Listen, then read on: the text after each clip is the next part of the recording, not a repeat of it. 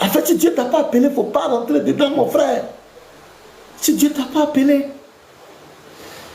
Et même certains vont même te dire quand Dieu t'appelle, Dieu là, il n'est pas, Dieu n'est pas mien, il n'est pas bobo. Il ne peut pas te parler toi-même.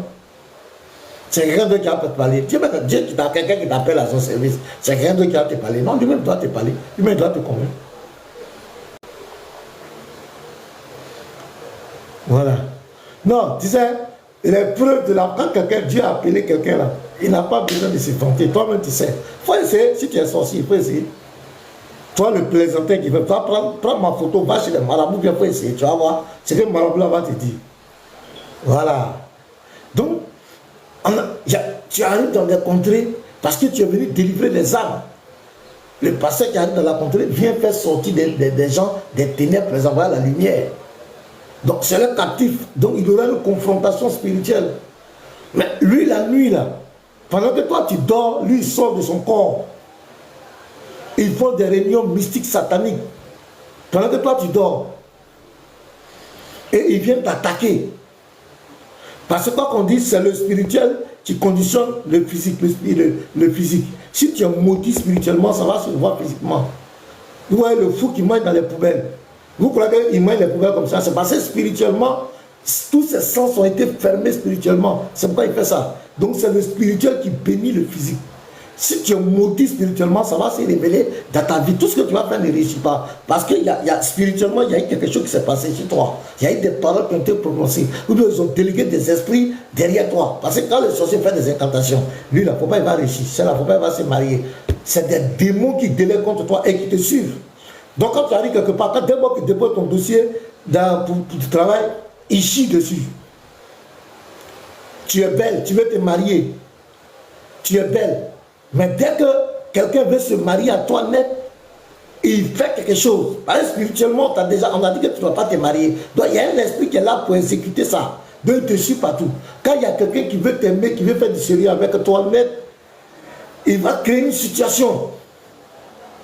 Et puis le monsieur se décourage. C'est quoi, on ne peut pas te marier. Tu es belle. On peut te prendre comme copine, on peut te prendre dans le couloir, mais t'emmener directement, te marier, prendre comme femme officielle, c'est difficile. C'est parce que spirituellement, il y a eu des paroles qui ont été prononcées contre toi. La solution, c'est lui. Jesus. C'est lui qui peut briser ça. Est-ce que tu me comprends bien? Si tu es maudit spirituellement, ça va se manifester physiquement dans ta vie de tous les jours. C'est la vérité. Il y a d'autres, tu vas remarquer, c'est comme quand on appelle ça les esprits de non-accomplissement. Quand tu commences tu veux faire un projet, c'est comme quelqu'un qui est en train de grimper un mur et qui veut sauter de l'autre côté. Tu sens qu'il y a comme quelqu'un qui attrape ton pied, qui te ramène toujours en arrière. Tu es toujours dans un perpétuel recommencement. C'est parce que spirituellement, il y a eu des paroles qui ont été prononcées sur toi. Il y a eu des actes qui ont été posés sur toi. Donc, c'est lui le maître du spirituel. Tu veux sortir de cette cage, tu veux sortir de cette réalité négative spirituelle, c'est Jésus-Christ. C'est lui seul qui peut t'aider. Attendez, j'ai un appel là.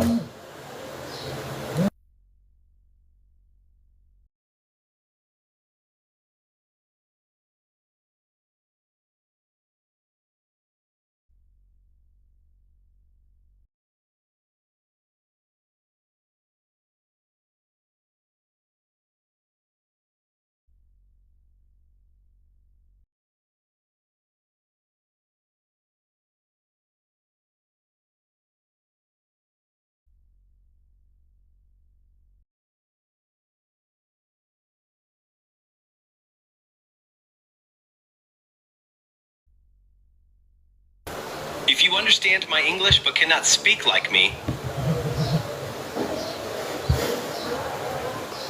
Donc, spirituellement, quand tu es miné spirituellement, quand tu es déjà vaincu spirituellement, c'est là que ça va se refléter physiquement sur ta vie.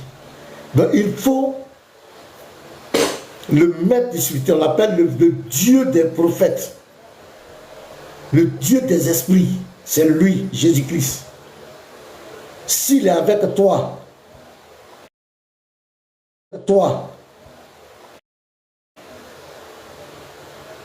S'il est avec toi, personne ne peut t'ébranler.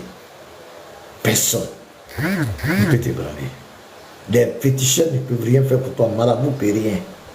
Et ce qui est grave chez les féticheurs, les marabouts, chez ces gens mystiques-là, quand tu vas vers eux, on peut te donner semblant de solution, mais c'est ton âme que tu as vendu au diable. Dès que tu mets ton pied là-bas, directement, dès que tu vas dire, il faut regarder dans ma vie, il faut faire ça, c'est le diable, tu as signé pacte avec le diable.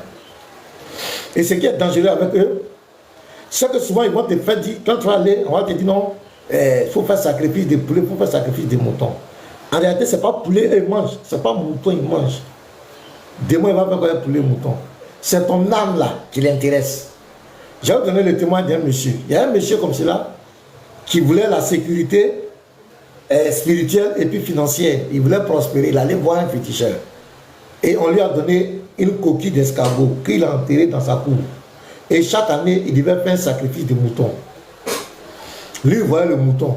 Alors que chaque année qu'il tue le mouton, c'est l'un des membres de sa famille qui sacrifiait comme cela. Lui ne savait pas. Mais les gens ont constaté qu'il a commencé à prospérer.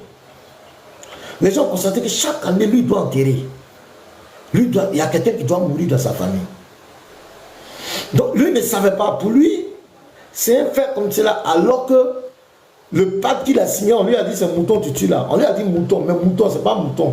C'est un membre de sa famille qui donnait. Maintenant, il était dedans. Et lui-même, arrivé un moment, il a commencé à constater, parce qu'il y avait trop, tu sais, dans les localités là, quand il y a des choses comme ça, tout le monde commence à dire, mais ce monsieur-là, sa richesse, sa prospérité là n'est pas claire. Et lui-même, ça va tomber dans ses oreilles. Donc il va commencer à comment. C'est comme cela qu'il va être évangélisé.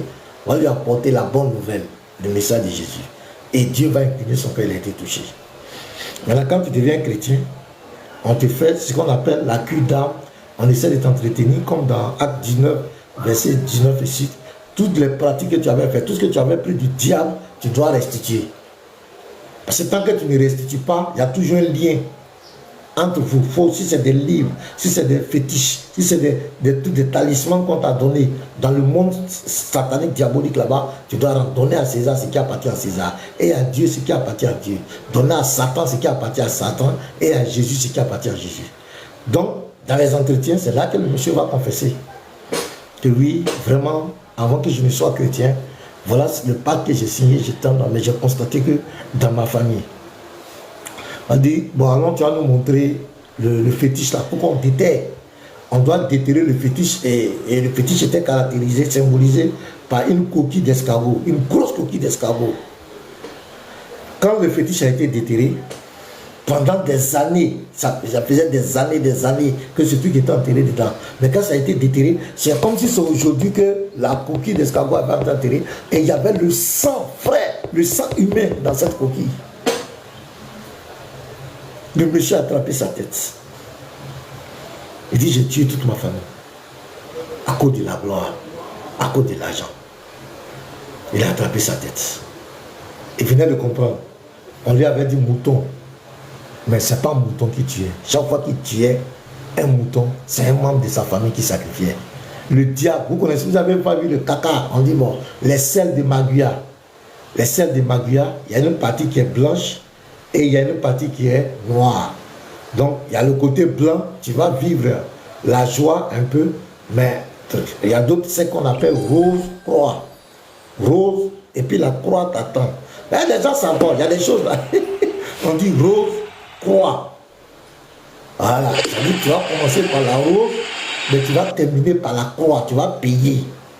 Tout ce qu'on te donne, tout ce que le diable va te donner là, quand le diable te donne quelque chose à la main gauche, il va récupérer beaucoup avec la main droite. Et il ne donne rien. C'est quoi la Bible dit? La bénédiction qui vient de l'Éternel, c'est la bénédiction qui n'est suivie d'aucun chagrin. Quand Dieu te, même si Jésus te donne 1000 francs, il n'y a pas de problème derrière. Mais si le diable te donne 1000 francs, tu vas voir, il y a quelque chose qui doit prendre. Et c'est ton âme. Comment envoyer ton âme en enfer? C'est pourquoi faites très attention. Mais vous partez dans des endroits, lui a dit, tu ne le connais pas, ne laisse pas n'importe qui mettre la main sur ta tête. Ne laisse pas n'importe qui mettre de l'huile sur ta tête. Ne laisse pas n'importe qui verser de l'eau sur toi. Tu ne le connais pas. Et tu viens là, et commence à verser de l'eau sur toi, verser l'huile sur toi. Je vais vous donner un autre témoignage encore. J'étais allé prêcher dans une église. Et le jour-là, je devais prêcher si l'orgueil, c'est signe, ça m'a dit. Maintenant, quand je suis arrivé, le Saint-Esprit va m'amener à changer, de parler de la nouvelle naissance. Et quand je prêchais, on a fini le culte. Il y a un jeune homme, j'ai remarqué, il était assis. Il était assis, il ne bouge pas. Je l'ai remarqué, il ne bouge pas après le culte. Et après, il va venir vers moi. Il dit, homme de Dieu, je veux vous parler. J'ai dit, ah bon? Il dit, oui, c'est très sérieux, je vais vous parler. J'ai dit, ok. Donc, on allait s'asseoir. Il me dit, pasteur, il y a quelque chose que je vais vous dire. Je n'ai jamais dit à quelqu'un, mais aujourd'hui, je vais vous dire. Parce que le message que vous avez prêché, ça m'a touché. C'est comme si Dieu, au travers de vous, me parlait directement. J'ai dit, qu'est-ce qui s'est passé? Il dit, je suis un jeune homme.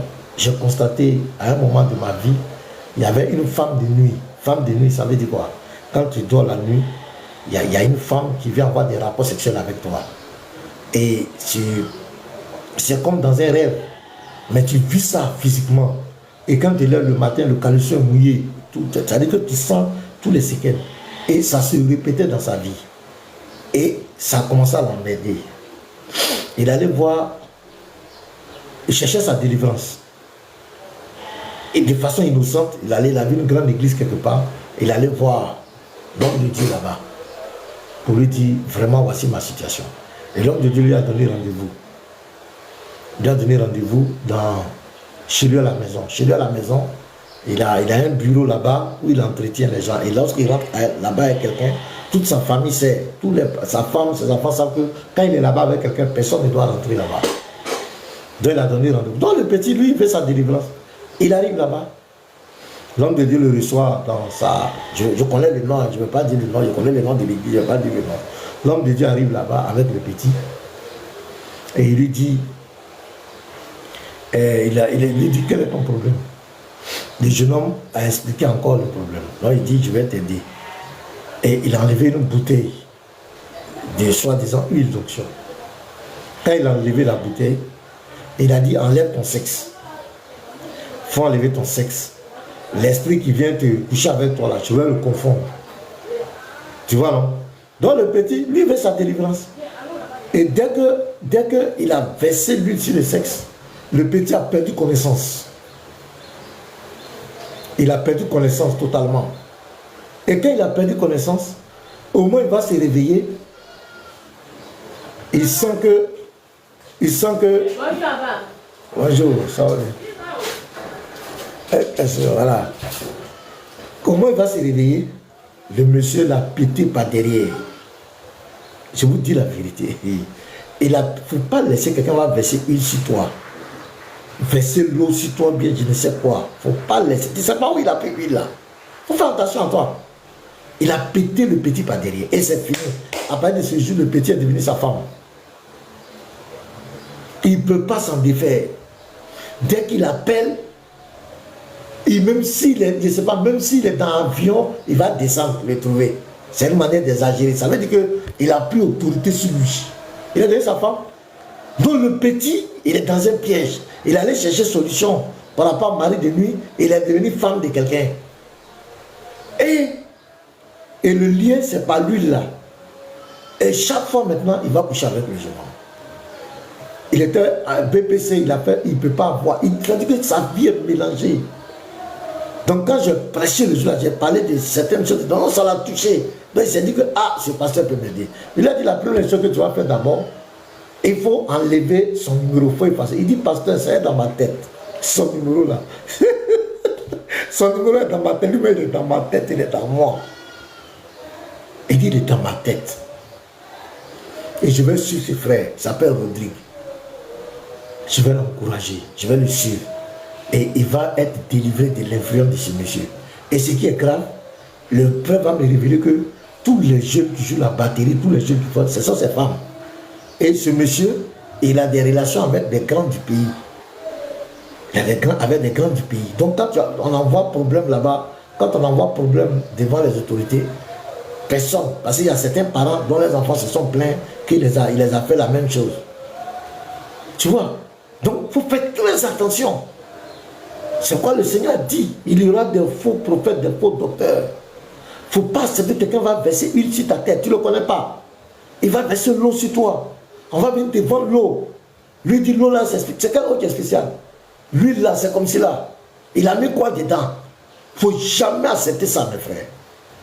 Faites attention, ayez foi en Jésus-Christ. Pierre a dit quoi? Dans Acte 3, le verset 7. Il dit c'est la foi en son nom. La foi en son nom qui a donné la guérison à ce monsieur. Il faut avoir foi, il faut avoir confiance en ce que Jésus a dit. Les talismans, les bagues, les tentants, il faut mettre ça dans ta maison. Non, non, nous ne sommes pas des féticheurs.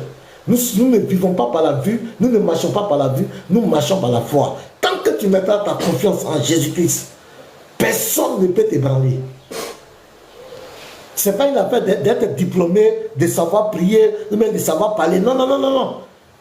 Mets ta confiance en lui. Dans toutes tes pensées, c'est sur le Christ. Mets ta confiance en lui. Dis-lui que c'est en lui que tu te confies. Quand tu marches, il sera toujours avec toi. Je vous dis la vérité, mes frères. Il y a aujourd'hui beaucoup d'esprits séducteurs, beaucoup de manipulateurs, des gens, des marabouts, aujourd'hui qui ont porté des costumes, sont devenus prophètes, des féticheurs, parce que là-bas, là, ça marche plus trop. Ils ont porté des boubous, maintenant ils sont là. Et ils ont porté des costumes. Et ils se disent, c'est cela que Jésus va les chasser. Donc toi, veille sur ton âme. Ne confie pas ta vie à n'importe qui. Aie d'abord confiance au Seigneur. C'est le Seigneur qui te conduira vers les gens. Mais ne te lève pas parce que tu as vu quelqu'un, il a parlé en langue, il a donné son nom, tu vas te confier ta vie. Et il va commencer à te conditionner. Il faut prendre l'huile, il faut prendre l'eau, il faut prendre le temps. C'est ta famille, c'est ton papa qui est sorcier, qui veut te manger. C'est ta grand-mère qui est ton voisin qui est derrière. Il y a toujours un voisin derrière. C'est lui qui est contre toi. Fais attention à lui. Il est comme cela, il est comme cela. Et maintenant, ta vie là, tu as peur de tout le monde maintenant. Tu es là maintenant. Tout le monde est devenu sorcier. Autour de toi, ta famille, tout le monde est devenu sorcier. C'est ça qui est dans ta tête. Mais tu es foutu. Même si toute ma famille est sorcière, qu'est-ce que Jésus t'a dit? Voici que je vous ai donné le pouvoir de marcher sur les serpents et les scorpions et sur toute la puissance de l'ennemi. Et rien ne pourra vous nuire. C'est en cette parole que tu dois avoir confiance. Ben, si tu veux chercher les sorciers, ben, il y a des gens qui sont spécialistes et ces sorciers cherchent maintenant. De la façon, il m'a regardé là, c'est un sorcier. Et toi-même, ta vie là, tu es comme cela maintenant. De la façon, pourquoi il m'a parlé comme cela? C'est un sorcier, je suis en danger. Tu es en danger maintenant. Toi, tu peux faire quoi? Est-ce que tu connais, même dans les supermarchés, tu vas, les femmes même qui te servent au marché, c'est que tu connais, si tu veux recruter, tu veux connaître sorcier partout, mais tu as vu comment? Il dit, rien ne pourra te nuire. Voici que je vous ai donné le pouvoir de marcher sur les serpents et les scorpions et sur toute la puissance de l'ennemi. Et rien ne pourra te nuire. Rien! Tu as peur de quoi? Je m'en fous que quelqu'un soit sorcier. Ce que je sais là, ce que je crois, c'est qu'il ne peut rien contre moi. Mais si c'est sorcier, tu cherches là. Ah! Il y en a où? Ah, il y en a. Il y en a où? Si Dieu veut te montrer, les sorciers, même qui sont auprès de toi, avec qui tu manges, peut-être même tu dors. Mon frère, tu vas quitter la terre. Mets ta confiance au Seigneur Jésus-Christ. Personne, c'est lui le maître du spirituel. C'est lui le maître du spirituel. Si Jésus-Christ est avec toi, personne ne pourra te vaincre. Ils n'ont qu'à faire leurs réunions. Qu'ils fassent des réunions. Qu'ils se transforment en hibou, en serpent, en quoi. Ils fassent des incantations. Qu'ils montent, ils calent, ils descendent. Ils rentrent sous la terre, ils sortent. Ils vont voir même Satan. Ils ne pourront jamais te nuire. Tant que Jésus-Christ sera avec toi, sera en toi, personne ne pourra t'ébranler. C'est moi qui te dis la vérité, mon frère. Seulement, Dieu peut te châtier. Parce qu'il y a des chrétiens qui sont très têtus. Dieu peut te châtier. Voilà. Donc, pour te châtier là, il peut permettre que ce sorcier t'atteigne. Pour te châtier. Pour t'amener à comprendre. Parce qu'il y a d'autres, quand on leur parle, ne veulent pas comprendre. Je vous prends l'exemple. Regardez par exemple. Quand vous prenez Ephésiens 4, on va lire ça. Ephésiens 4, verset 26 à 27. Regardez ce que le Seigneur dit ici. Donc faites très attention. Dieu te protège, mais il peut aussi te châtier. Mais je vais te faire comprendre que tant que tu seras fidèle à lui, personne ne peut te déstabiliser, aucun sorcier. Regarde. Il dit, si vous vous mettez en colère, ne péchez point. Vous comprenez, non? Donc, la colère, on peut être mécontent. Nous sommes des êtres humains. On peut être mécontent. C'est pourquoi il ne faut jamais prendre des décisions dans la colère. Dans le foyer, au travail, dans ton entreprise, dans tes relations avec tes amis, il ne faut jamais prendre des décisions dans la colère. Parce que la Bible dit, la colère de l'homme n'accomplit pas la volonté de Dieu. Donc, en colère, quand tu es en colère et que tu veux prendre des décisions dans la colère, ça sera toujours de mauvaises décisions. Donc, il dit, si vous vous mettez en colère, ne péchez point.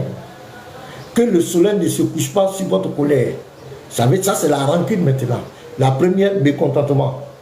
Le frère m'a fait quelque chose, je ne suis pas content. Je peux lui exprimer ça. Le Seigneur dit, tu ne dois pas pécher. Parce que la colère, c'est comme une petite drogue. Quand ça te prend, tu peux avoir des actions que tu ne peux plus maîtriser. C'est pourquoi il dit une petite drogue, que tu ne peux plus maîtriser. Il y a des gens qui, quand ils sont en colère, cassent tout dans la maison. Moi, je connais une soeur là, quand elle est en colère, télévision, réfrigérateur, tout, elle casse tout. Et puis après, elle vient s'asseoir et puis elle regrette. C'est-à-dire, elle s'est mise en colère, elle a tout cassé. C'est-à-dire, elle a péché. Est-ce que vous comprenez? Et elle ne quitte pas là. Maintenant, on dit, et que le soleil ne se couche pas sur votre colère. Ça, c'est la rancune maintenant. La rancune qui rentre dans la haine. Dans 1 Jean 3, le verset 15, Dieu dit quoi? Quiconque hait son frère est un meurtrier. Et aucun meurtrier n'héritera le royaume des cieux. Parce que la colère va t'amener à la rancune, à la haine. Maintenant, regardez le verset 27. Et ne donnez pas accès au diable. Donc, certains comportements dans ta vie peuvent donner accès à Satan dans ta vie. Et notamment, on a un exemple, la colère. Et il y a beaucoup de chrétiens qui ont été attaqués comme cela. À cause de la colère, à cause de la haine. Quand tu te mets dans cette position de colère, de haine, de rancune, ça peut te porter préjudice terrible. Je te vous dis la vérité. C'est quoi? Le chrétien doit avoir la maîtrise de soi. Parce qu'avec ta colère, tu peux... Il y avait un comme cela, lui-même c'est une colère démoniaque. Quand lui se met en colère, tant qu'il n'a pas vu le sang, le sang couler, sa colère ne peut pas se calmer. Ou bien, il faut mettre un bébé sur sa poitrine. Quand on met le bébé sur sa poitrine, c'est là que sa colère se calme. Mais on sent que c'est une colère diabolique. Il y a des gens qui font ça. Mais si toi tu es devenu chrétien et que tu ne veux pas abandonner cette colère, tu es colérique. Mais toi tu fais les palabres et puis on va voir ça dans ta vie. Parce que la colère là, c'est pas. Donc, c'est des choses qui peuvent ouvrir, qui peuvent permettre au diable. Dieu peut enlever la main sur toi pour que le diable te chicote, pour que tu comprennes que tu dois arrêter ça. Toi qui mets en colère, qui fais palabres avec les gens, toujours, sois délivré au nom de Jésus-Christ. Arrête de faire les palabres, arrête d'être en colère. Dans les foyers, les femmes, les hommes vous êtes toujours en palabre avec moi, soyez délivrés ce matin au nom de Jésus-Christ. Arrêtez la colère. La colère, c'est une petite drogue. Quand ça te prend, tu ne fais pas attention, tu vas commettre des actes. C'est pourquoi il ne faut jamais prendre les grandes décisions dans ton foyer, les grandes décisions dans tes activités pour ton avenir dans la colère. Dans la colère, il y a des parents qui maudissent les enfants. Or, la Bible dit, honore ton père et ta mère, afin que tes jours-là se multiplient. La maman qui a mis l'enfant au monde, qui l'a supporté pendant 9 mois, qui lui a donné les seins. Quand elle prononce une parole contre si l'enfant, ça agit. C'est pourquoi, souvent dans les colères, il faut arrêter de dire des paroles violentes à l'enfant, des paroles de malédiction à l'enfant. Ne maudis jamais ton enfant. Même si tu es fâché, la Bible dit de le corriger. Mais allez le maudire, tu es bête, tu vas rester bête, tu ne vas pas réussir. Quand toi, les géniteurs, vous prononcez ça sur l'enfant, il y a un effet. Donc, c'est des choses qu'il faut qu'on enseigne aux chrétiens. Il y a des choses qu'il faut que vous compreniez. Tu ne peux pas maudire ton enfant. Bénis ton enfant. S'il a déconné qu'il n'est pas bon, ceux qui sont en Europe, toi, là-bas même, tu ne peux pas frapper l'enfant. Il faut le toucher, tu vas voir, il y a le numéro vert. Tu vas voir le matin, à cause de toi, avec ton enfant, la police est devant toi. Mais je parle de nous les mêmes, mais tu ne veux pas le frapper, mais il y a des paroles que tu prononces sur lui. Ne le maudis pas. Ne maudis jamais ton enfant. C'est toi qui l'as mis au monde. La parole que tu vas prononcer sur lui là, ça va avoir effet. C'est Dieu qui a voulu ça comme cela. C'est pourquoi un enfant qui ne nomme pas ses parents, qui ne nomme pas. Vous voyez, là, on dit quoi? Pour que tu vives longtemps, tu vives heureux et longtemps. Si ton père n'est pas content, la mère n'est pas contente, nous-mêmes les chrétiens, vous les chrétiens, c'est pas parce que tu es chrétien, depuis que tu es devenu chrétien, ta maman est devenue sorcière. Depuis que tu étais avec elle, elle t'a pas mangé. Tu es devenu chrétien, quelqu'un allait te faire prophétie quelque part, ton papa, ta maman est sorcière, et tu les as délaissés. Tu ne veux plus t'occuper d'eux. Tout toi, ils sont sorciers. Il faut faire attention. S'ils ne sont pas contents de toi, là, tu ne peux pas réussir. Toi, tu fais ton devoir en tant que fils vis-à-vis de... S'ils veulent t'attaquer en sorcellerie, le maître est avec toi. Le maître ne permettra pas qu'il puisse te nuire. Donc la colère peut amener à prendre certaines décisions. Ne prends jamais des décisions dans la colère. Quand tu es calme, réfléchis, c'est là que tu prends des grandes décisions. C'est vraiment très important. Parce que la colère peut envoyer la rancune, la haine. Et ça peut ouvrir, ça peut donner accès. Il dit, et ne donnez pas accès au diable. Ah bon? Et ne donnez pas accès au diable. Donc avec la colère qui va dans la rancune, dans la haine. Parce qu'il y a des gens, ils ne pardonnent jamais. Si tu leur as fait quelque chose, 1000 ans, ils ne laissent jamais tomber. Alors que regardez dans Matthieu 6, verset... Regardez, les chrétiens s'amusent. Hein? Matthieu 6, verset 14. C'est comme moi, je fais l'effort pour supporter. Il dit, si vous pardonnez aux hommes leurs offenses, votre Père Céleste vous pardonnera aussi. Écoutez, c'est Jésus qui parle. Ce n'est pas de l'amusement. Verset 15. Mais si vous ne pardonnez pas aux hommes, votre Père ne vous pardonnera pas non plus vos offenses. C'est Jésus qui a parlé. Il faut rester là. Je ne parle pas avec lui là. Lui là, je ne parle pas avec lui. Lui là, moi. Pourquoi m'appeler? Je ne parle pas. Il faut rester dedans. Jésus dit, si tu ne pardonnes pas, Dieu ne te pardonne pas aussi. Parce qu'on suppose que quand tu refuses de pardonner à quelqu'un, on suppose que toi, tu ne peux jamais te tromper. C'est parce que toi, tu es juste. Toi, tu ne peux pas te tromper. Dans la colère, on garde des rancunes. Des rancunes ont poussé bas dans nos cœurs. Il y a des gens à qui on ne veut plus sentir, on ne veut même pas voir. Et il y a d'autres, à cause de la colère, de la haine, ils ont des ulcères, ils ont des problèmes de cœur. Parce que moi, j'ai une tante comme cela, elle avait gardé la haine contre mon grand-père. Et l'ulcère, parce que quand tu te mets, quand tu as la rancune contre quelqu'un, tu as la haine, chaque fois que tu vois la personne, il y a quelque chose qui se passe dans ton ventre là-bas. Et l'organe qui sécrète la bile là, chaque fois que tu es en colère, tu as rancune, sécrète. Or, lui, il sécrète, là où il y a la nourriture, quand il y a la nourriture, lui, il sécrète. Pour rendre la nourriture molle, pour que l'estomac puisse faire son travail. Tu comprends, non? Mais quand tu te mets, tu as de la haine dans la colère là, chaque fois que tu as la haine dans la colère, ça sécrète dans le vide. C'est ça qui crée les ulcères, les plaies. Est-ce que vous comprenez? Maintenant, cette tante-là, chaque fois, à cause de la haine contre mon grand-père, la rancune contre mon grand-père, elle a eu des plaies d'ulcères. Donc elle va à l'hôpital, les médecins lui donnent les médicaments les plus chers. Et un jour, il y a un médecin qui l'a fait asseoir. Il a dit, mais madame, vous avez quel problème avec quelqu'un? L'ulcère va vous tuer. Pardonnez-le. Lui, il n'est même pas chrétien. Donc la maman, cette tante-là, ça après, elle va se donner au Seigneur. Elle va accepter le Seigneur. C'est moi-même qui l'encadrais. Elle va accepter le Seigneur. Je vais l'encourager à laisser tomber, à pardonner au grand-père, à mon grand-père. Et elle a commencé à accepter. Elle a commencé à accepter. Avec les enseignements, il faut pardonner, il faut laisser en tant que chrétien, il faut laisser. Et la maman accepté. Et lui, ça a commencé à partir. La maladie est partie comme cela. La maladie est partie simplement comme cela. Il y avait une femme. Elle, son mari a commis l'adultère. Elle était tellement fâchée. Elle a gardé la colère, la haine dans son cœur, qu'elle est paralysée. Les deux pieds sont paralysés.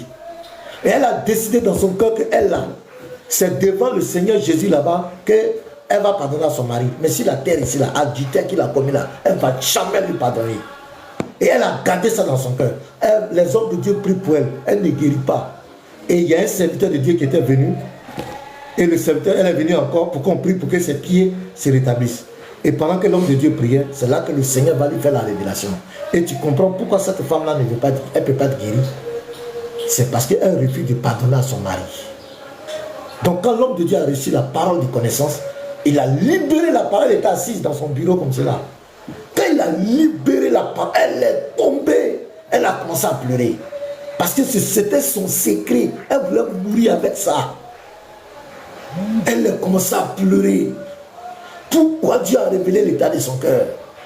Elle pleurait.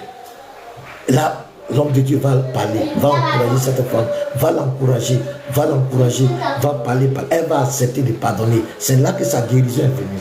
La rancune, la haine, la colère, c'est des choses, tu joues avec ça. Ta vie chrétienne est en danger, tu es en danger de mort. Tu ne pardonnes pas, tu es toujours en colère, tu as toujours la haine contre les gens. Quand tu apprends avec quelqu'un, ça finit jamais dans ton cœur.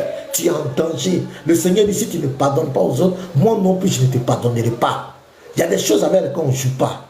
Un chrétien, c'est quelqu'un de miséricordieux, il doit être capable de pardonner.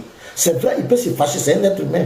Mais derrière cette colère, il ne doit pas avoir des décisions maléfiques. Derrière cette colère, ça ne doit pas entraîner à la haine, ça ne doit pas entraîner à la rancune. Derrière cette colère, on peut se fâcher puisque nous sommes des êtres humains, mais notre colère ne doit pas nous entraîner à l'animosité.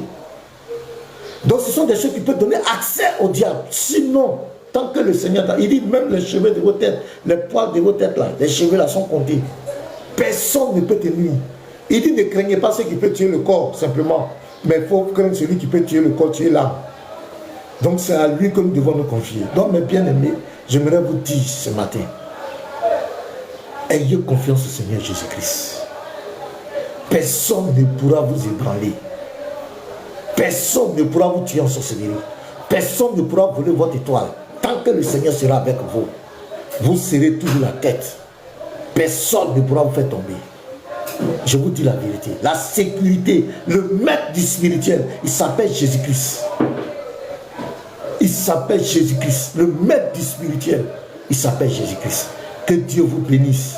Que le Seigneur vous donne un cœur de pardon, un cœur d'amour, un cœur qui a confiance au Seigneur, un cœur qui a confiance au Seigneur, un cœur qui ne doute pas, qui ne soupçonne personne, un cœur qui ne cherche pas les sorciers partout. Il ne faut pas chercher les sorciers partout. Ils sont partout. Mais il y a une chose qui est claire. Voici, je vous ai donné le pouvoir de marcher sur les serpents et les scorpions et sur toute la puissance de l'ennemi, et rien ne pourra vous nuire. Il est écrit, que ce soit dans les cieux, sur la terre et sous la terre, tout genou fléchit devant le nom de Jésus. Toute langue confesse que Jésus-Christ est Seigneur à la gloire de Dieu le Père. C'est ça qu'il faut mettre. Il dit, à mon nom, vous chasserez les démons. À mon nom, vous chasserez les démons. Vous avez l'autorité. Il dit, je suis avec vous jusqu'à la fin du monde. Je suis avec toi. Le Seigneur avec toi. Il connaît tes problèmes, il connaît tes ennemis, il connaît tes situations. Aie confiance en lui. Mets en lui ta confiance. Il ne t'abandonnera jamais. Que Dieu vous bénisse. Je prie que tous ceux qui sont éprouvés, qui sont châtiés ce matin, que le Seigneur vous apporte la consolation, la force, que le Seigneur vous relève. Ceux qui sont tombés, que le Seigneur vous relève. Ceux qui ont des blocages, des difficultés financières, des difficultés dans le foyer, qui traversent des moments difficiles, je prie que le Seigneur vous relève, vous fortifie ce matin. Au nom de Jésus-Christ. Dites Amen. Recevez la grâce de Dieu. Ceux qui ont des blocages quelconques, le Seigneur vous ouvre les portes au nom de Jésus-Christ. Soyez bénis abondamment. Que la paix et la grâce de notre Seigneur soient votre partage au nom de Jésus-Christ. Soyez salués. Jésus-Christ. Ok. Merci beaucoup pour votre présence. Je vais vous montrer les vidéos. Voilà. Il y a qui ça? Sabrina. Bon, je vais la faire monter. Peut-être elle a une préoccupation. Et puis après, je vais vous montrer les vidéos. Voilà. Merci pour les cadeaux. Merci. Oui. Bonjour ma soeur. Bonjour papa. Comment ça va? Ça va papa? Ok. Vous avez quelque chose à dire? Oui papa, j'ai quelque chose à dire. Allez-y, on vous écoute. C'est par rapport à ma grossesse. Quand je vais à l'hôpital, on dit on ne voit pas. Il ne comprend pas. Ça fait combien de mois? Ça fait... Sur 200, ça me fait 5 ans, je suis dedans. Hein. 5 ans de grossesse? Oui, papa. Bon, tu as mon WhatsApp? Non. Bon, faut prendre mon WhatsApp, faut noter, on va parler en privé. Et ça, c'est ta vie privée là. Tu peux prendre... Viens, il n'y a pas quelque chose. Voilà, faut écrire, là, on va s'appeler. Voilà. Ouais, non, déjà la révélation est forte. 5 ans de grossesse, là, c'est extraordinaire. Papa, ici, presse. Tu prends, Ah, papa, c'est prête. si tu n'es pas en Côte d'Ivoire, tu prends plus 225. Papa, il n'entend pas. Plus 225 ans. Plus 225 25. et 07 ans. 07 09. 09 11 ans. 11 74. 74 96 ans. Hey, 96 faut reprendre. plus 225 Oui. 07 Uh-huh. 09 Uh-huh. 11 Oui. 74 96. Voilà, Pasteur Ménard. Donc, tu m'appelles après, dans l'après-midi. Et puis, on va bien parler. Ben, D'accord, papa. c'est mon numéro qu'elle a. Tous ceux qui vont nous contacter, qui ont des J'ai conseils. compris, papa. Voilà, vous pouvez m'appeler. J'ai compris. Merci, papa. Ok, bonne journée. Sois béni. Merci, papa. Ok. Isaac, tais-toi là-bas. Tais-toi. Ok.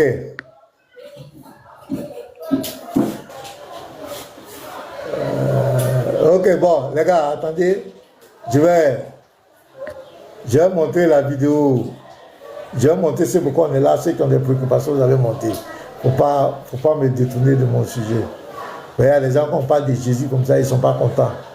Avec eux, on te donne un message de grâce, ça te fait mal. Oh, pourquoi le truc a fait ça, même?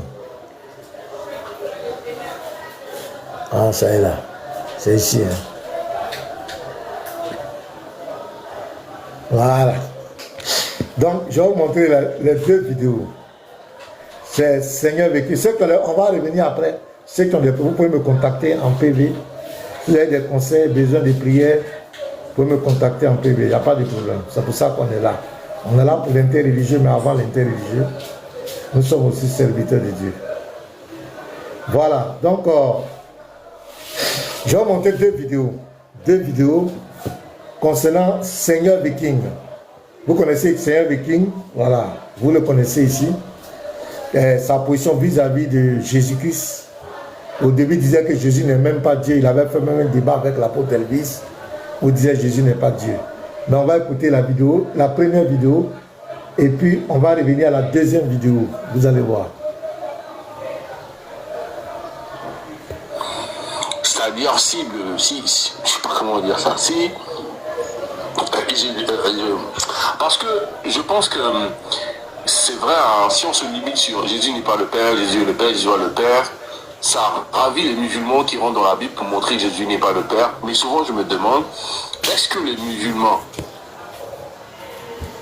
Oh, c'est qui m'appelle? En fait, quoi qu'il ne soit pas le Père, mais est-ce qu'ils savent réellement qui il est? Parce que les musulmans, ils prennent du plaisir à dire Jésus n'est pas le Père, à soutenir, nous qui disons que Jésus n'est pas le Père. Mais est-ce que, après avoir dit ça, ils mesurent en fait le poids que porte cet homme de Jésus? Parce que là, tu as dit quelque chose de fort. Si Dieu a tout remis, imaginez-vous le poids que doit porter Dieu, le Créateur, il le met sur un humain. Oh, attendez, il y a quelqu'un qui m'appelle, je vais prendre l'appel là, pourquoi on me laisse appeler? Allô?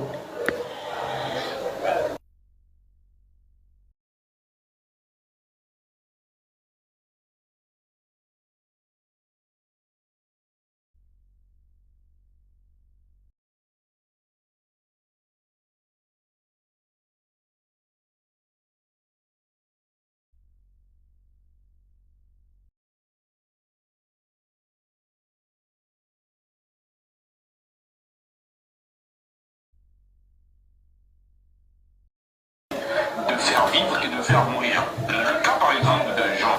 On va reprendre, pardonnez, on m'avait appelé là. Mais souvent je me demande, est-ce que les musulmans, après avoir dit que Jésus n'est pas le Père, se rendent compte de ce qu'est Jésus en fait? Quoi qu'il ne soit pas le Père, mais est-ce qu'ils savent réellement qui il est lui? Parce que les musulmans, ils prennent du plaisir à dire Jésus n'est pas le Père, à soutenir, nous qui disons que Jésus n'est pas le Père. Mais est-ce que, après avoir dit ça, ils mesurent en fait le poids que porte cet homme de Jésus? Parce que là, tu dis quelque chose de fort. Si Dieu a tout remis, imaginez-vous le poids que doit porter Dieu, le Créateur, il le met sur un humain. Cet être-là, moi je pense que systématiquement, il devient Dieu. Parce qu'il joue les mêmes rôles que Dieu. Il fait la même chose que Dieu. Il a la capacité de faire vivre et de faire mourir. Le cas par exemple de Jean. Lorsque Pierre lui demande, mais qu'est-ce qui adviendrait à celui-là? Jésus dit, si je veux qu'il vive jusqu'à mon retour. Donc on voit que Jésus est en train là d'appliquer l'autorité d'un divin. Il n'y a que Dieu qui peut décider quand quelqu'un va mourir, quand quelqu'un doit vivre.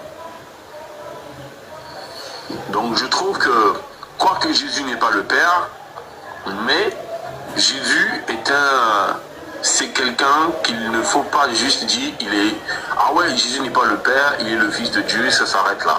Moi je pense que il y a plus que ça, il y a quelque chose qui nous échappe à propos de Jésus, vraiment quelque chose qui nous échappe. Il y a quelque chose qui nous échappe à propos de Jésus. Ça c'est la première vidéo. Donc il est en train de réfléchir.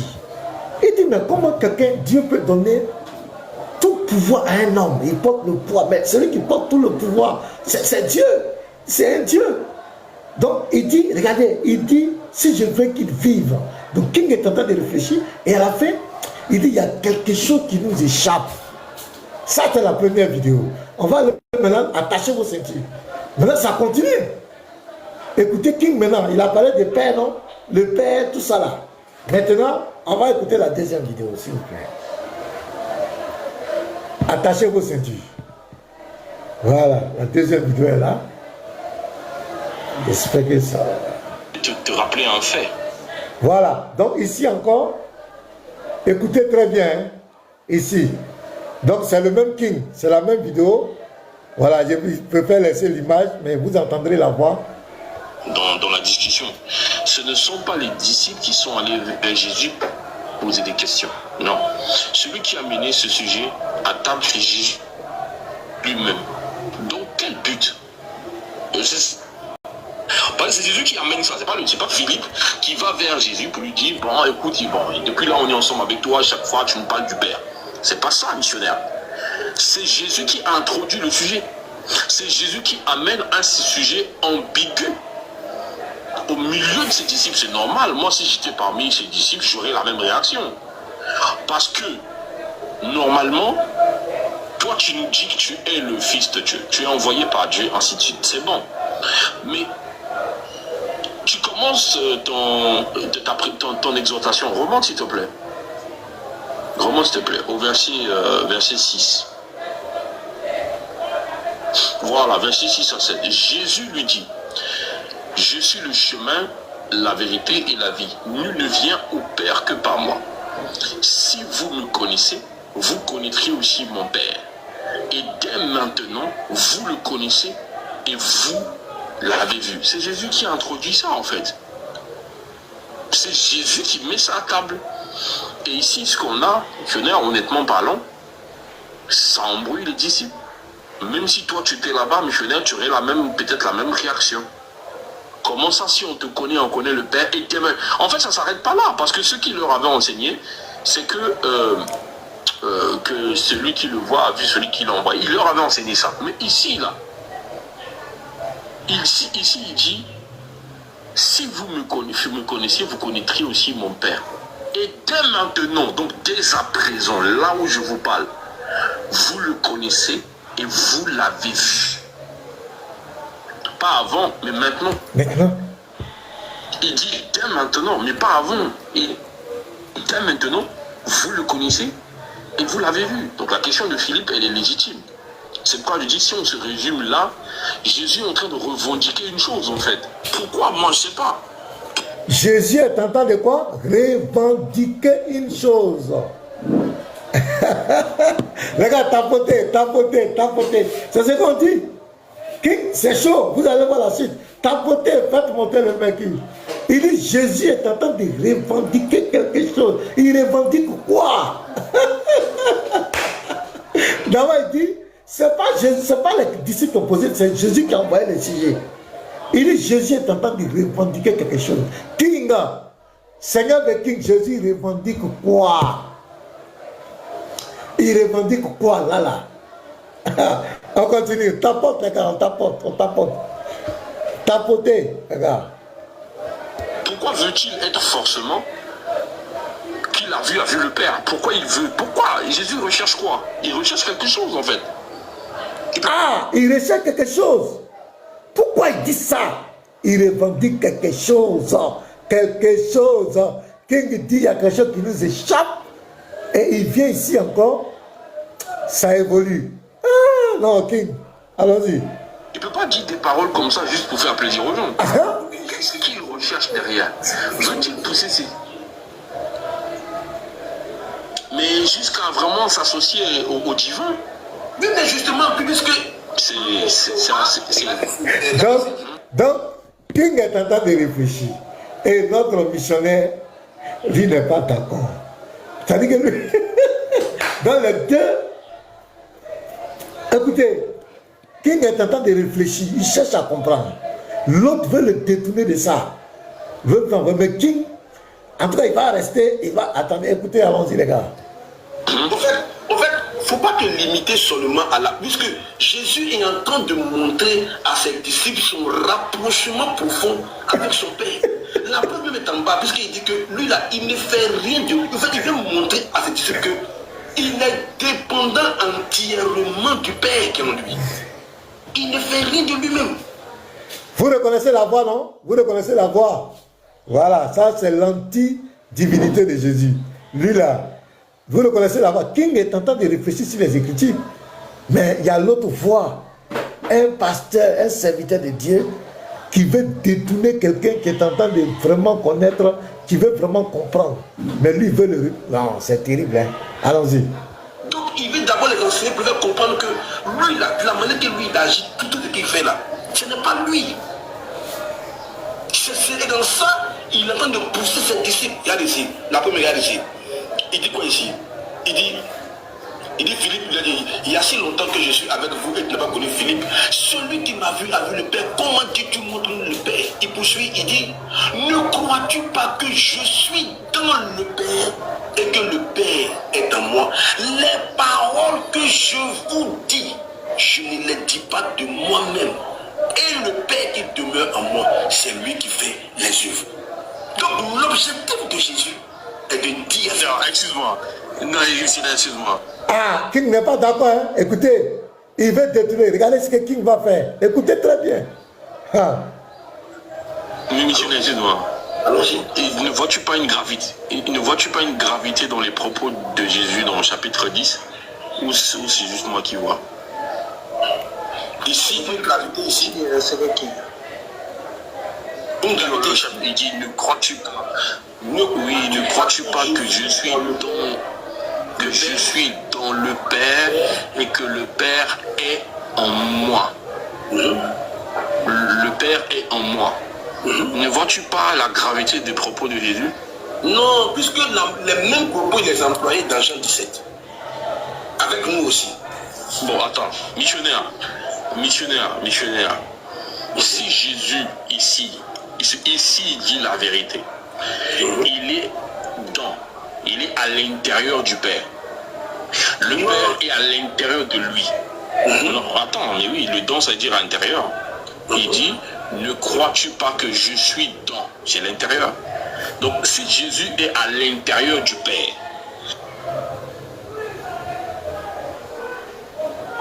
d'accord, King, regarde ici. On va prendre cette feuille-là. ça fait deux personnes. Attends, s'il te plaît. Ça fait deux personnes en une. C'est-à-dire, deux personnes se sont unies, ont formé une seule personne.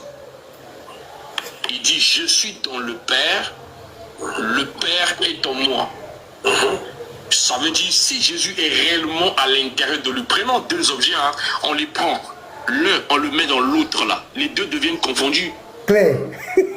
Les deux deviennent confondus en formant une seule chose. Claire. Et donc ici, Jésus revendique, est en train de revendiquer la divinité.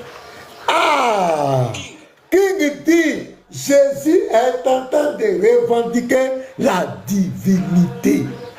Ça fait 2 fois qu'il a dit. La première vidéo que je vais faire, pour ceux qui n'ont pas vu, il a dit là-bas encore que Jésus est Dieu.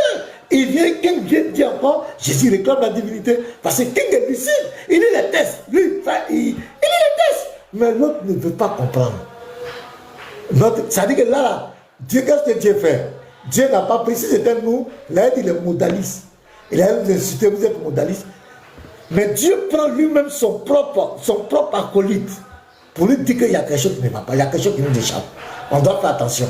Mais malgré ça, il n'est pas prêt. Tu as vu ici? Nous, on n'est pas là-bas. Hein? Nous, on n'est pas là-bas. Il n'y a pas Pasteur Ménard, il n'y a pas Thierry le il n'y a pas les Yeshua, les frères, apôtres, il n'y a pas quelqu'un là-bas. C'est entre les deux. Entre eux, je ne sais pas comment on appelle le groupe là. Je ne sais pas leur croyance, comment ils appellent ça. Entre eux-mêmes, son frère est en train de lui dire, mais attention, l'affaire là n'est pas claire. Et ça va continuer, écoutez. Oh, c'est qui ça? Mon frère, moi, il ne joue pas Dieu.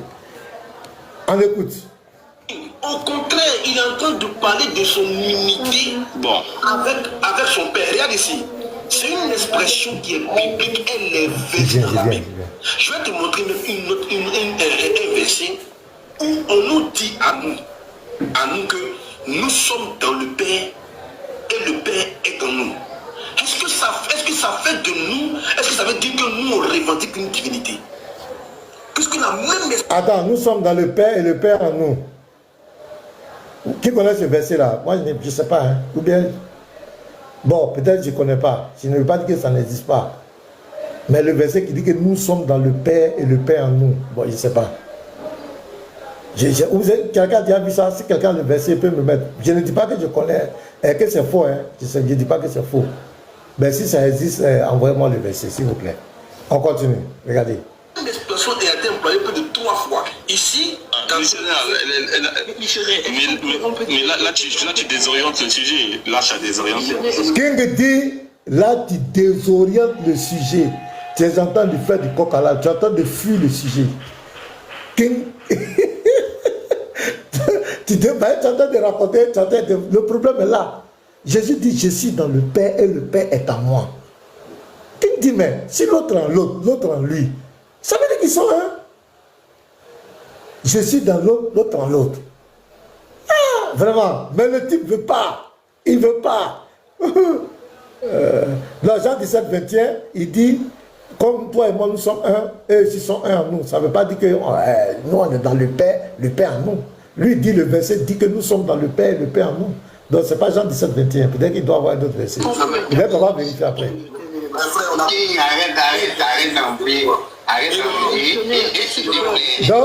il y a l'autre qui se démite là, l'autre là.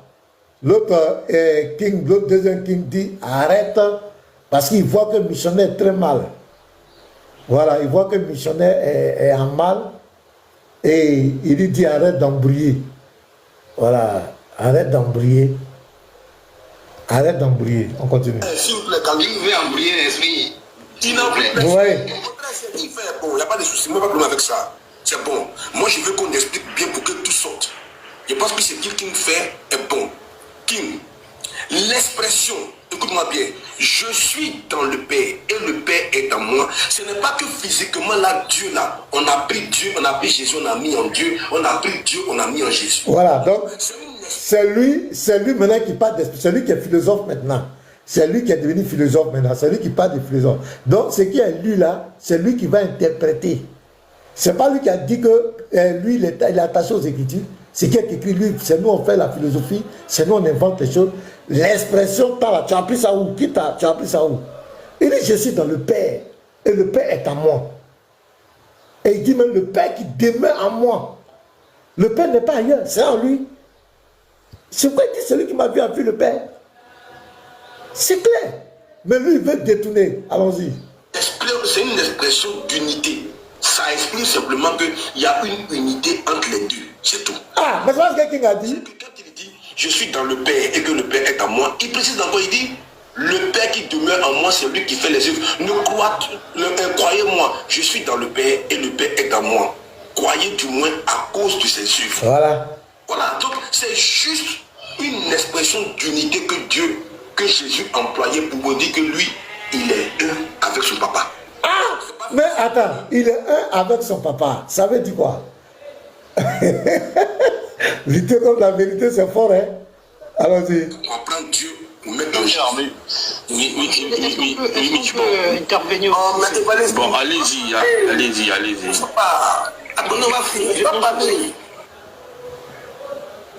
Donc, la vidéo va prendre fin là. C'est la partie qu'on m'a envoyée. Ben, vous avez vu que moi, j'attire votre attention sur l'attitude de King. Je constate que King, en toute sincérité, il est en train de beaucoup réfléchir. La première vidéo, attends, je vais revoir la première vidéo. Il y a une phrase qui va prononcer dedans. Dans la première vidéo, regardez ici encore. Dans la première vidéo, ben, c'est là que ça a commencé. C'est à cause de l'image. Voilà, ce sont les, vous les voyez, non? Vous voyez les profils. Voilà King, voilà missionnaire, voici les autres qui sont là. Voilà.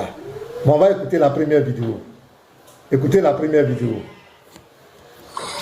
C'est-à-dire, si, je sais pas comment dire ça, si, parce que je pense que c'est vrai, hein, si on se limite sur Jésus n'est pas le Père, Jésus est le Père, Jésus est le Père. Écoutez, hein. Ça ravit les musulmans qui rentrent dans la Bible pour montrer que Jésus n'est pas le Père. Mais souvent, je me demande, est-ce que les musulmans, après avoir dit que Jésus n'est pas le Père, se rendent compte de ce qu'est Jésus, en fait? Quoi qu'il ne soit pas. Écoutez, hein. Est-ce qu'ils savent réellement qui il est lui? Parce que les musulmans, ils prennent du plaisir à dire Jésus n'est pas le Père, à soutenir, nous qui disons que Jésus n'est pas le Père. Mais est-ce que, après avoir dit ça, ils mesurent en fait le poids que porte cet homme de Jésus? Parce que là, tu dis quelque chose de fort. Si Dieu a tout remis, imaginez-vous le poids que doit porter Dieu, le Créateur, il le met sur un humain, cet être-là, moi je pense que systématiquement il devient Dieu. Parce qu'il joue les mêmes rôles que Dieu, il fait la même chose que Dieu. Il a la capacité de faire vivre et de faire mourir. Le cas par exemple de Jean, lorsque Pierre lui demande, mais qu'est-ce qui adviendrait à celui-là? Jésus dit, si je veux qu'il vive jusqu'à mon retour. Donc on voit que Jésus est en train là d'appliquer l'autorité d'un divin. Il n'y a que Dieu qui peut décider quand quelqu'un va mourir, quand quelqu'un doit vivre. Vous avez compris? C'est King, voilà la réflexion de King, hein? Voilà, assieds-toi, je viens. Donc je trouve que, quoique Jésus n'est pas le Père, mais Jésus est c'est quelqu'un qu'il ne faut pas juste dire, ah ouais, Jésus n'est pas le Père, il est le Fils de Dieu, ça s'arrête là. Moi je pense que il y a plus que ça, il y a quelque chose qui nous échappe à propos de Jésus. Il y a quelque chose qui nous échappe à propos de Jésus. Il y a quelque chose qui nous échappe à propos de Jésus. Donc King n'est plus dans sa position radicale. Il n'est plus dans sa position. Si vous comptez, ça évolue. Il n'est plus dans cette position où ce qu'eux ils disent là, ça ne peut pas changer, c'est inchangeable. Tous ceux qui parlent sont des modalistes, sont des égarés. C'est fini. Il dit, il y a quelque chose qui nous échappe. Il y a quelque chose qui nous échappe. Donc, il est dans une réflexion. Il se pose des questions. Comment un homme peut porter toute la responsabilité de Dieu? Comment il peut dire que si je veux qu'il vive, il va vivre? C'est-à-dire qu'il réclame une certaine autorité là. Et c'est après que King va aller maintenant dans l'ordre que je vous ai montré maintenant. Dans l'ordre maintenant, Jésus va parler ici là. C'est lui qui King, regardez la réflexion de King encore ici sur la deuxième vidéo. Regardez. Écoutez. Te rappeler un fait dans la discussion. Ce ne sont pas les disciples qui sont allés vers Jésus poser des questions. Non. Celui qui a mené ce sujet à table, c'est Jésus lui-même. Donc, il parle ici de quoi? De l'histoire de Jean 14, verset 6 jusqu'au verset 10. Il dit là, ce n'est pas la discussion. Jésus lui-même qui a envoyé la discussion. Et écoutez son raisonnement. Voilà. Aucun but. C'est Jésus qui amène ça. C'est pas Philippe qui va vers Jésus pour lui dire, bon, écoute, bon, depuis là, on est ensemble avec toi, à chaque fois, tu nous parles du Père. C'est pas ça, missionnaire. C'est Jésus qui a introduit le sujet. C'est Jésus qui amène un sujet ambigu. Ouais. Au milieu de ses disciples, c'est normal. Moi, si j'étais parmi ses disciples, j'aurais la même réaction. Parce que, normalement, toi, tu nous dis que tu es le Fils de Dieu. Tu es envoyé par Dieu, ainsi de suite. C'est bon. Mais, tu commences ton exhortation. Remonte, s'il te plaît. Ben écoutez-le, il réfléchit. Verset 6. Voilà, verset 6 à 7. Jésus lui dit, je suis le chemin, la vérité et la vie. Nul ne vient au Père que par moi.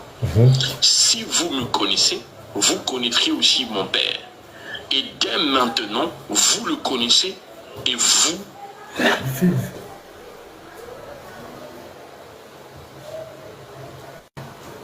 Oh, je suis en direct, qui m'appelle là? Attendez les gars. Avez vu? C'est Jésus qui a introduit ça en fait. Oh, attends. Bah, allô? Ouais, je suis en live là, je suis en train de jouer une vidéo sur le téléphone. On se rappelle, pardon. Attendez, je reviens un peu derrière. De Dieu. Tu es envoyé par Dieu, ainsi de suite. C'est bon. Mais tu commences ton exhortation. Remonte, s'il te plaît. Remonte, s'il te plaît, au verset 6. Voilà, verset 6 à 7. Jésus lui dit, je suis le chemin, la vérité et la vie. Nul ne vient au Père que par moi. Si vous me connaissez, vous connaîtrez aussi mon Père. Et dès maintenant, vous le connaissez et vous l'avez vu. C'est Jésus qui a introduit ça en fait. C'est Jésus qui met ça à table. Et ici, ce qu'on a, honnêtement parlant, ça embrouille les disciples. Même si toi tu étais là-bas, missionnaire, tu aurais peut-être la même réaction. Comment ça, si on te connaît, on connaît le Père et demain. En fait, ça ne s'arrête pas là, parce que ce qu'il leur avait enseigné, c'est que celui qui le voit a vu celui qui l'a envoyé. Il leur avait enseigné ça. Mais ici, là, il dit, si vous me connaissez, vous connaîtrez aussi mon Père. Et dès maintenant, donc dès à présent, là où je vous parle, vous le connaissez et vous l'avez vu.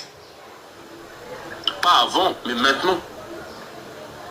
Il dit dès maintenant, mais pas avant. Et dès maintenant, vous le connaissez et vous l'avez vu. Donc la question de Philippe, elle est légitime.